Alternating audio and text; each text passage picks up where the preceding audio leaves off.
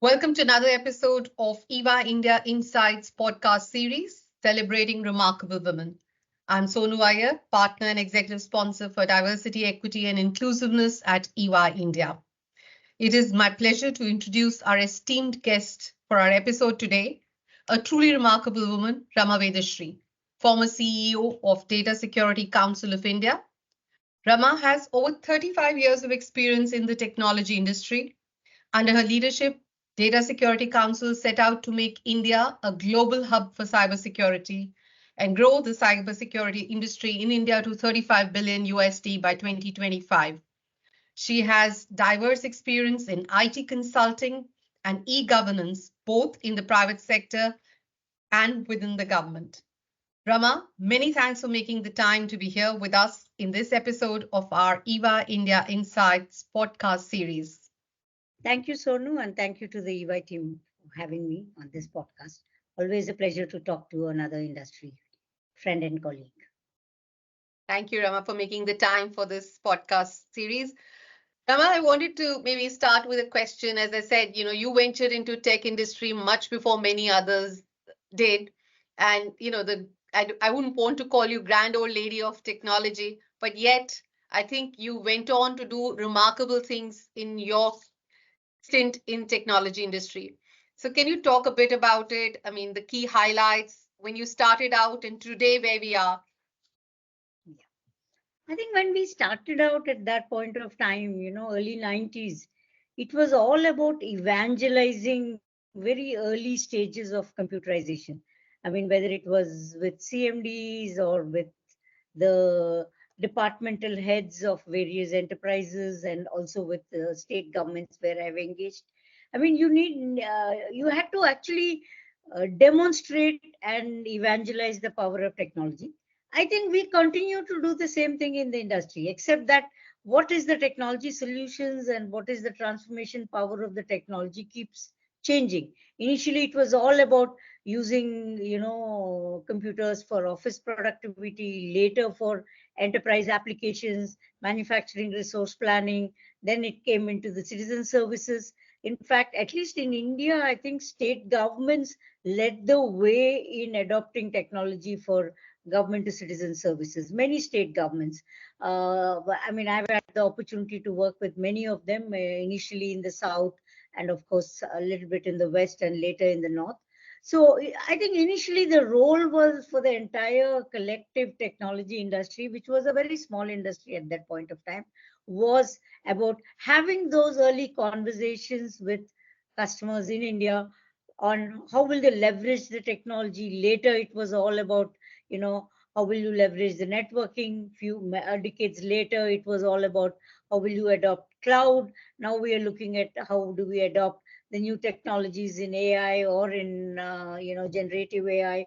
So I think it's waves of technology and having those conversations with customers on business benefits of the technology and getting them excited at an early phase of a new technology wave. I think that's what our industry does, and I've had an incredible opportunity from a very early stage of computerization efforts in India, both in the large enterprises and state government especially. Rama, I'll come to the technology bit, but when really from a perspective of female representation in tech industry, do you think where we've reached is satisfactory or more needs to be done about it? And if so, what are some of the steps that we could, as at enterprise level, at government level, that you would recommend that should be taken to increase the numbers of women in tech? My simple math is world's population, 50% are women. So in everything, at least there should be an equal seat on the table, an equal number of women that should be represented. Maybe too idealistic, but let me hear from you. Yes, I think that's a great goal to have, that we should have women, 50% women representation, particularly in a technology industry, which is, always the sunshine sector, as we call it, right?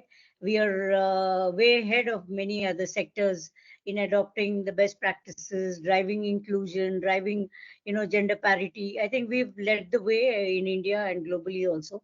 So there's a lot more to do, but I would, not really get too bogged down by it.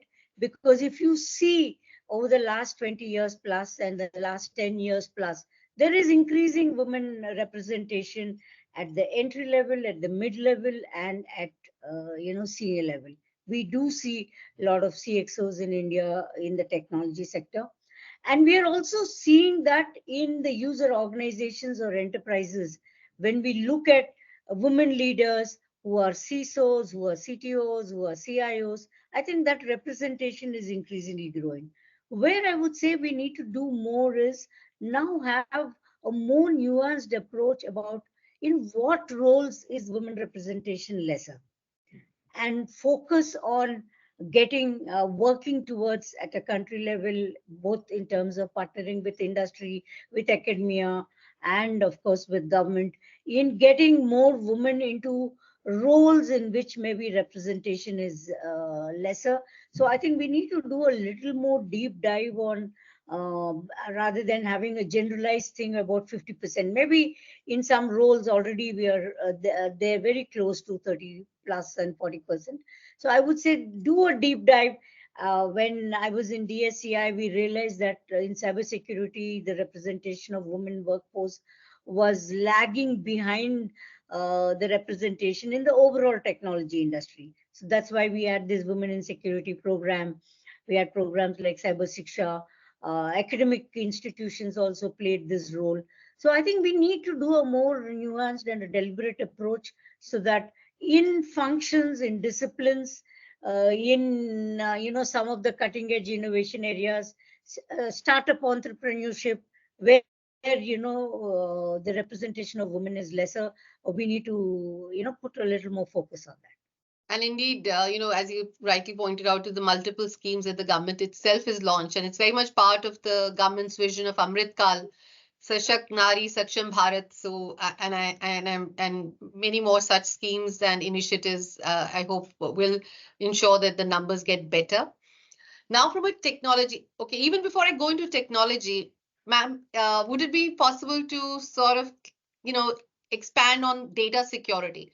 For a layman who is listening to you or a layperson listening to you, how do they understand what data security means? Yeah, so I would say from a layman perspective, one is data security, the other one is being aware about data privacy. I think they're little too nuanced way of looking at it. I think from a layman perspective, I think it is all about how do you make sure that whenever you are engaging digitally on an online platform or in a mobile application, do a little more due diligence on the controls in that application and making sure that your configuration is set properly so that you can check what kind of data is being accessed, what kind of controls are there, leverage the configuration features that are there in the online applications, websites, mobile applications, so that you can stay safe. Because I think there is enough in the technology. Where maybe we need to put in a little more effort is how are we educating our end users so that they can configure their security features, their privacy features better. That is there even on the social media platforms. I think we start using a lot of technology and applications where without even, I'm not talking about the younger students or kids or the very senior citizens. I'm talking about even very educated end users. They don't invest that little few minutes to be able to check the configuration features of the and how do you do that necessary lockdowns and leverage the features that are anyway built to stay safe. So that's one thing.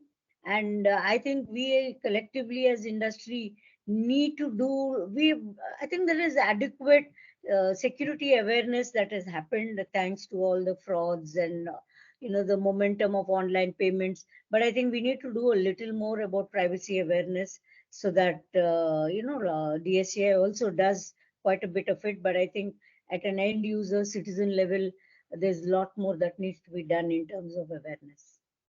Ma'am, as you were saying, I think what was sort of going through my head, the next time you get that question, should you accept the cookies or, accept only limited cookies, only functional cookies? I think that's a question that, as you pointed out, it's not about the senior citizens, it's not about the very young. People at regular who are encountering technology every day still don't seem to want to understand what is the question being asked and why is it critical from a data security perspective to answer this right? That's because when somebody is throwing that question at you, the the provider or the website or any one of them, we are in a tearing hurry to read what we want to read, right? Or watch what we want to watch. So accept all, is the quicker way rather than click on and see what are all the features and say, no, I want to only accept the minimum functional cookies and I don't want to do anything. I want to, decline all others. We don't invest that 2 3 seconds which are required to be able to do that. I think that's a very useful tip, and many of my listeners today would actually change their behavior after listening to this. Ma'am, I also want to now kind of get into something which is, very close to what we are hearing, seeing, and I know very close to you. You've recently authored a research paper on towards trustworthy artificial intelligence, AI. And I want to hear more about it, and also today's context, when on Wednesday EU Parliament has actually green lighted the artificial intelligence regulations, and I'm probably the first region to do so. I want to be able to understand, what is it, how does this development has to be seen in the context of our country, India, and also a bit more from your paper that you've recently published. Yeah. So this is towards trustworthy AI. That's a research paper that I have authored. I've collaborated with a policy think tank called the Dialogue. So it was a team of us who have authored this paper. The focus of this paper was initially, to look at trustworthy AI and study, do a landscape study of everything that is happening in many countries in terms of some of them are legislative measures like the EU Act that you talked about. Some of them are frameworks like the NIST framework. Some of them are strategy documents like the Niti Aayog AI strategy that came up 2 3 years back, right? And a lot of them have many principles. So we said, can we take a shot at the team and I that we work together? We said, can we take a shot at studying all that is emanating from various countries, including multilateral organizations like UN and its entities, right? And collate what are all the principles that are coming out of these frameworks, policies, strategy documents, and acts like the EU Act, and look at evolving a typology of principles for trustworthy AI. So, if you see our research paper, the entire focus is on what is the typology of principles. We've taken a look at among these 9 principles that we came up with. One is we said let's have the typology, and in each of these countries, policies plus legislative or frameworks, uh, which is focusing on which principles. So there's a nice dashboard kind of a thing that we have done. And we said, fine. I mean, initially that was our effort. We started there. Then we said, how is it going to help an industry which reads the paper, right? Which could be a user industry, a CTO in a bank, or a CTO in a hospital, or a privacy head in some other organization, or startups or the providers. That's when we actually said, let's stop for a while and understand how can we make this research paper. Fine, all the principles are there. We know what each of those principles. We have I tried to explain that, but to make it really relevant and useful, we said we need to give some guidance on how to operationalize these principles. And when we said when operationalization, there is undue focus on the provider. The provider could be a startup, big tech, any solution provider using leveraging AI. But we said if you look at the entire life cycle of developing, deploying, and continuing to use AI system, there are actually 3 stakeholders, which is the developer, which is the entire provider entity. I'm not talking about the individual developer. There is a deployer, which is a hospital, a bank, a state government, whoever, any organization which is deploying an AI solution, and a user. And the user itself varies. For example, for a fintech solution, the user may not be the consumer. The user could be the workforce of a bank or a wealth management company or a lending company, right? And sometimes there may be something where an end user using, like, the AI chatbots or AI customer service applications and things like that. In an hospital also, if you see, the end user may be the medical professional, right? So we categorized on how do you operationalize it for uh, developers, deployers, and end users. And I must confess that this is a first attempt. We are not saying we have all the answers. We need to test this operationalization in some organizations, and then enhance it, tweak it, and fine tune it. We've also looked at what were the technical measures and non-technical measures, and we focused on two sectors: financial and healthcare, because that's where I think for quite some time AI was mainstreamed, and there's a lot of regulatory attention. Thank you, ma'am, for that. Okay, coming back to, staying on AI, I was looking or checking you out on Twitter, and there's a book you've recommended, The Coming Wave by Mustafa Suleiman. Do you think it's a good read, and maybe our listeners can get onto it? Yeah, I think overall, if you're in the technology industry or you are a technologist, I think Mr. Suleiman's book is a great book to read. I think he brings a lot of balancing perspectives rather than, succumb to a lot of scaremongering. He does bring out the perspectives of what are the safeguards that are needed, and what needs to be done. And he's looking at AI not as an independent silo technology. He's talking about a bunch of related frontier technologies together along with AI. So it's a great book. It does need some attention to read it and absorb it. I myself, for one or two chapters, I had to reread it to really absorb the learnings from his book. Thank you for that recommendation. I want to be able to talk about Rama the person, Rama Vedashri. What would you say? And I'm sure in your illustrious career, you've had multiple career highlights, but something that stands out as you look back and reflect on your career, what has been a, mega career highlight, and, given the industry that you are in? I would say one of my highlights, which I still cherish, was a statewide government to citizen e-governance project in my home state, then Andhra Pradesh, combined Andhra Pradesh. And in those early days when you're not sure whether your WAN link will work when you want to do a live public demo, and we did this massive e-governance showcase when then our chairman, Mr. Bill Gates from Microsoft, and our state chief minister, Mr. Nara Chandrababu Naidu, in a public event where there were 3,000, 4,000, 5,000 people, where we could demonstrate this e-governance solution, and where a citizen, an elderly gentleman, actually availed that service. I mean, I would say it was a huge risk, because those days wide area networks and internet connectivities, all of that was not so predictable. Now, I mean, I think it's a cakewalk to do any such demos. I would say that is one of the highlights.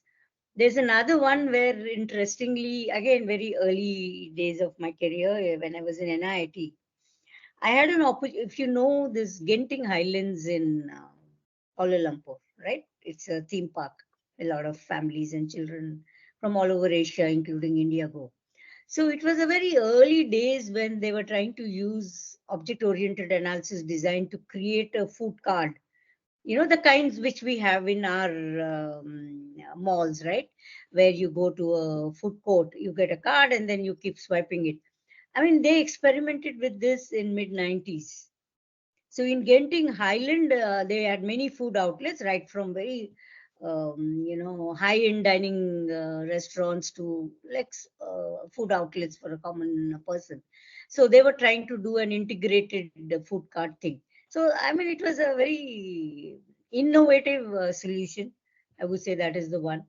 And then I think some other highlights could be is contributing to this cybersecurity growth journey, where I think in less than 5, 6 years, DSCI and partnering with government, partnering with all the industry members. I think the cybersecurity industry, I think in a span of 5 years, grew from 3.5 to 4 million to almost 15. Sorry, to 3.5, 4, maybe million, right? Or billion, sorry, billion to almost 15 billion in 2022 December. Now it's even higher. So I think the growth of the cybersecurity industry and the growth of the startup and the services ecosystem serving the world, I think that's been a great highlight. Wow, that's really, really impressive. Maybe to end, any advice that you want to give to young women who are aspirational to get into technology industry, maybe focus on AI or data security, whatever sort of tips you would want to be able to give them. It's not really tips, but what I would say is be excited about the any new technology wave. I think, we sometimes get very comfortable with what we are very good at and the skills that we have developed. I think continuously trying to stay abreast of a new technology and be excited about it. Not many, it's not so much about only women, but even others. We don't get excited. I don't know how many people tried a chat GPT, or if there is a launch of a new, AR, VR headset. I mean, we may not get access to that headset, right? Because either we can't afford it or it's not launched in India. But why not at least watch the launch being done by that company to understand what is this AR VR headset? So I think if you're in the tech industry, you need to continuously be excited about the new technology and don't have to pick up everything. Then you specialize in something because I think we own it. We own the responsibility to evangelize and excite our customers to deploy new technology. For that, we first need to be excited. And I think once you have that, there is a lot more that even women and young women professionals can do. They may be a lawyer with a tech law background. I think there's so much they can add in value. They can come into this field. Everything about AI and trustworthy AI, there's a lot where other women professionals who have been in the risk space or chartered accountancy space, legal space, I think they all can contribute because it's AI. I mean, there's a lot of focus when you talk about AI is, the technical part of AI, but there's a lot about the governance part of AI, responsible AI. There is a lot about, how do you implement those frameworks. So I think be excited about technology, evangelize new technology with customers. Thank you, Rama. That's super inspirational. The message to all women, not just the women who want to enter technology as a domain, but as users who are constantly in the middle of technology and using that for our work delivery, for our social media interactions, for everything literally, right? It's all around us. Be curious, be excited about it, learn more about it, be a learner constantly. Thank you so much for this time and for this very, very insightful talk. Really, really appreciate your time, Rama. My pleasure in hosting you today. So that's a wrap on yet another episode of EVA India Insights podcast special series. Stay tuned for more inspirational conversations like the one we had today with Rama Vedashri. Thank you.